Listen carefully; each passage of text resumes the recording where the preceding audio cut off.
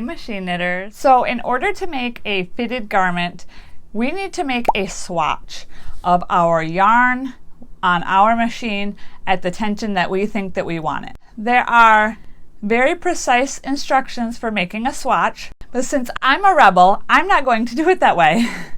None of my garments that I've ever made have been so far off that I couldn't wear them, or whatever they were intended for wouldn't work.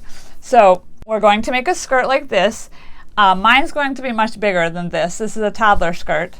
So we have to do a swatch first in order to be able to size our garment to whoever we want it to fit. So in order to do that, I am going to just quickly cast on my machine. I already have the yarn that I'm going to use threaded. I'm just going to use my 1x1 tool. I usually pull out about 20 needles on each side of 0. And then to cast on the easy way on my machine, I just run my machine across. Now I have US weight number 3 yarn in here. I'm going to use tension 2. Now I don't need to be able to do anything with this swatch. I'm not going to wash it or anything because this is acrylic yarn. So then I just hang my weights, and then I'm going to pull out the needles in between. Okay, I'm going to make sure that everything knitted the way it was supposed to, especially on the ends. I'm just going to do about 20 to 30 rows like this. If I don't like the way it's knitting on this tension, then I will change my tension. So now that I'm done with my tension swatch, which I did 30 rows, I'm going to go ahead and take it off my machine.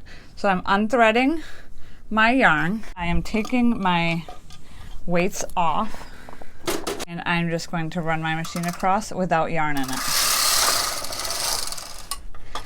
And here we are. Now you can see the bottom is not secure, and that's totally fine because I don't need to go that far. I just need to be able to count some stitches. And my yarn is actually already unraveling, and that's okay too. Okay, so here's my swatch. I have not cut my yarn. It's still connected to my original ball of yarn because I'm going to unravel this and use this yarn again when I am done. So what I want to know for my swatch is how many stitches across is in 1 inch, 2 inch, 4 inches, or you could even do centimeters. So typically you do a 4 inch or a 10 centimeter by 4 inches 10 centimeters. You count what is in that square. Now I'm not going to wash this or anything like that. If you're using a yarn like a wool or something that changes its shape, changes how it feels and looks, once you wash it, then you'll want to actually do some binding on these and cut it and wash it. But I don't feel I need to do that for this project. So I have this. It came with one of my machines. It was from a yarn shop. You may or may not be able to find one of these. You don't have to have one. I used to use a simple fabric measuring tape. I also have one of these that's used for sewing. I'm going to lay this in here. I can lay it wherever it works for my work. So I am counting the number of stitches from this bottom line. So I am going to line up this bottom line, and then I'm going to count up. Now what I'm counting is these little V's. I'm going to line it up right at the bottom of these V's, and then I'm going to count to the top of each V.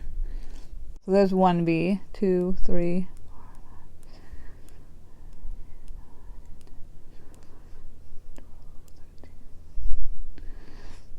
So I have about 13.5 in 2 inches. Now if I had gone to 4 inches, I probably would have found that I had 27, right, an odd number. So that's kind of the disadvantage of just doing 2 inches.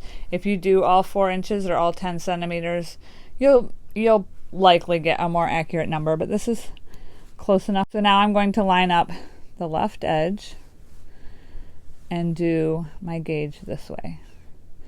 So now I'm still doing V's. You can see how these are separated. So that's the whole stitch. That's the whole stitch. So I have about 2 stitches for a 1/2 inch. So I'm just going to count across. 1, 2, 3, 4, 5, 9. So I have 9 across. So my gauge is 27 rows by 18 stitches for a 4 by 4 inch square. So that is how you make a swatch, how you calculate your gauge the unofficial way, for all of us machine knitters that are actually just rebels at heart. So now I can take my swatch and I can unravel it and use this yarn again. You can wind this onto a cone or into a cake, or I like to just leave it in a little pile on the floor. Coming up, I'm going to show you how to make a skirt for any size. So if you found this video helpful, please give the thumbs up some love. Give your knitting machine some love this week.